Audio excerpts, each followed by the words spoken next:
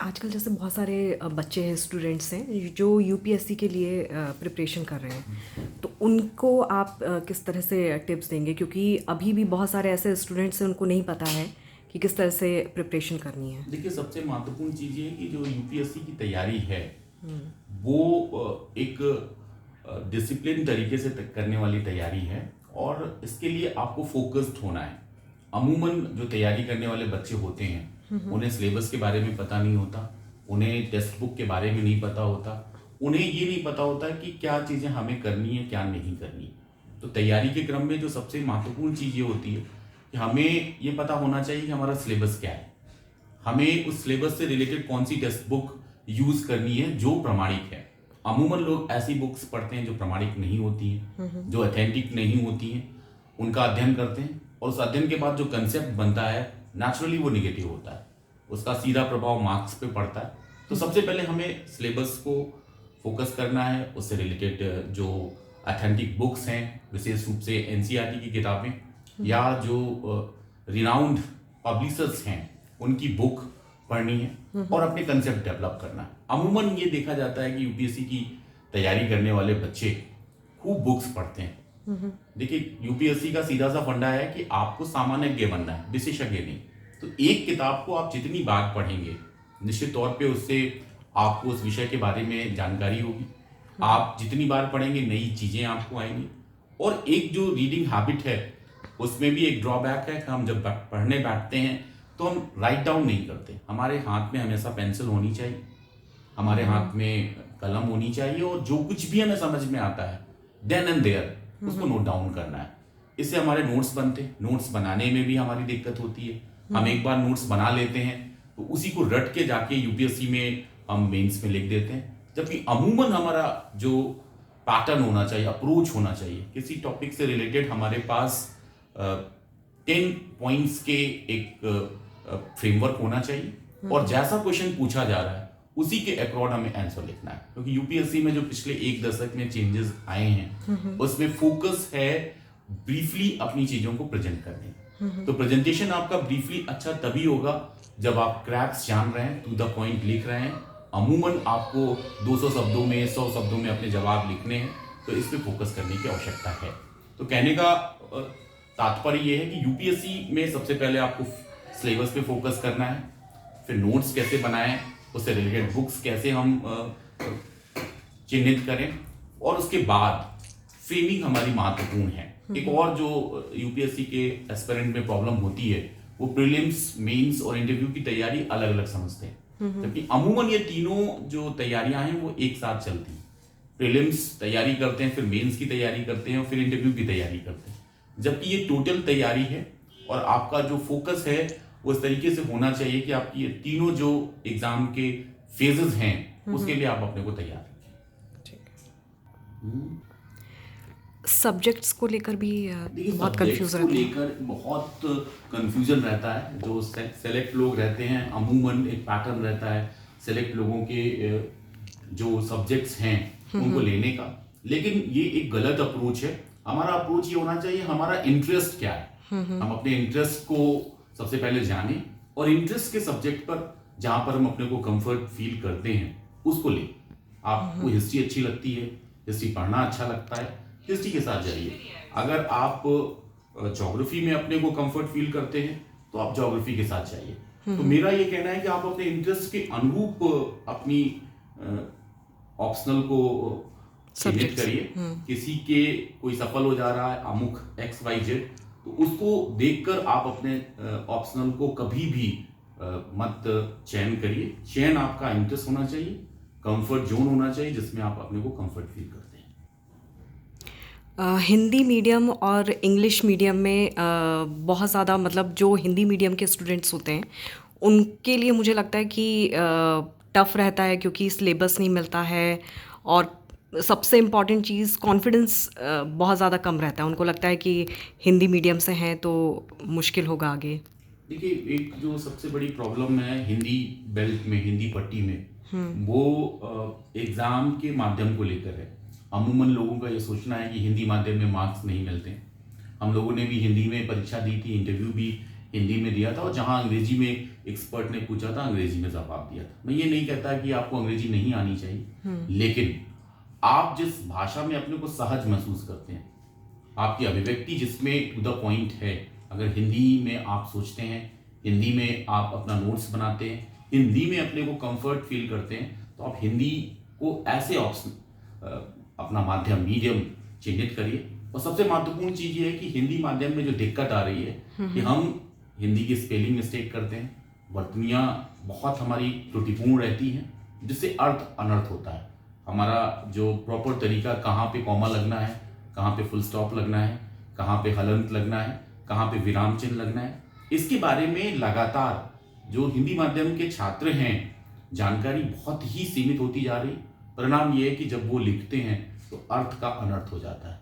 तो जिस सब माध्यम में आप अपने को सहज अनुभव कर रहे हैं, जिसमें आप अपनी चीज़ों को सरल तरीके से अभिव्यक्त कर सकते हैं, प्रस्तुतिकरण आपका टू द पॉइंट रहे, उसे आप अपने माध्यम के रूप में चिन्हित करिए। और मुझे नहीं लगता हिंदी एक सशक्त भाषा है। हिंदी ही नहीं, और भी जो स्थानीय भाषा है, पंजाबी है, तमिल है, उर्दू है, इससे भी लोग सेलेक्ट हुए हैं। तो सबसे बड़ी जो समस्या है कि हम अपनी भाषा का जो सौंदर्य है, भाषा के जो स्पेलिंग्स हैं, उसके जो सिंटेक्स है, उस पर फोकस नहीं करते। परिणाम स्वरूप हमारे मार्क्स पर इसका प्रभाव होता है और हम सेलेक्ट नहीं होते। आपका सफ़र कैसा रहा है? देखिए, निश्चित तौर पे मुझे अपने लास्ट अटेम्प्ट में सफलता मिली। फर्स्ट 2 अटेम्प्ट में प्रीलिम्स में मैं फेल हुआ, थर्ड अटेम्प्ट में मेंस में फेल हुआ, और फोर्थ अटेम्प्ट लास्ट अटेम्प्ट जो था उसमें मैं चयनित हुआ। तो निश्चित तौर पे 2 प्रीलिम्स जो नहीं निकले, उसका एक बड़ा कारण था मेरी अपनी कमी। मैं लगातार टेक्स्ट बुक पढ़ता था, लेकिन मल्टीपल चॉइस क्वेश्चंस में मैं अपने को फोकस नहीं करता। परिणाम ये होता था कि वो प्रश्न जो मेरे सही होते थे वो किसी के सही नहीं होते थे, और जो सबके सही होते थे वो मेरे नहीं होते थे। जो रिपीटेड क्वेश्चन होते थे, बार बार आते थे। तो तीसरे अटेम्प्ट में जाते जाते मैंने इस चीज को अनुभव किया कि मेरी गलतियां क्या हैं।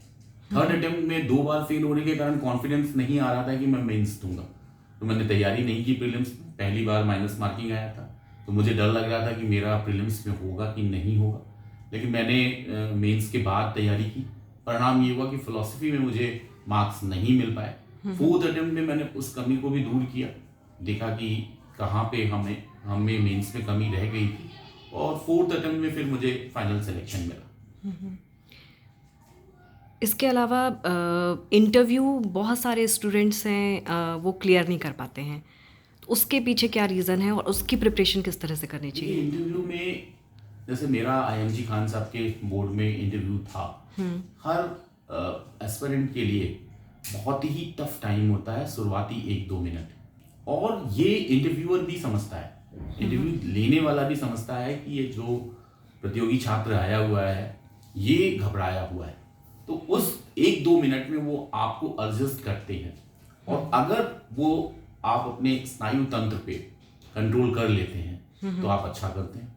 दूसरा, इंटरव्यू में वो आपके व्यक्तित्व को परखता है, और व्यक्तित्व में आप लोकतांत्रिक हैं, आप राष्ट्रीय एकता और अखंडता के प्रति प्रतिबद्ध हैं, आपका अप्रोच हेल्दी है, आप राष्ट्र राज्य की संकल्पना, लोकतांत्रिक संसदीय गणतंत्र में विश्वास रखते हैं। इन सारे चीजों के प्रति आपके अप्रोच को वो चेक करते हैं, आपके विषय के ज्ञान को चेक करते हैं, आप अभी तक जो किया उसमें कितने एक्सपर्ट हैं, उसमें कितनी आपने महारत हासिल की, इसके बारे में जानकारी लेते हैं। आपने जो ज्ञान अर्जित किया, उस ज्ञान को एज ए सिविल सर्वेंट आप कैसे यूज करेंगे, इसका वो इंटरव्यू में आपका चेक करते हैं, आपकी एबिलिटी को चेक करते हैं कि आप अपने नॉलेज को अप्लाइड कर पाओगे कि नहीं, आप कितने व्यवहारिक हो, इसके बारे में भी जानकारी वो इंटरव्यू के दौरान आपसे निकालते हैं।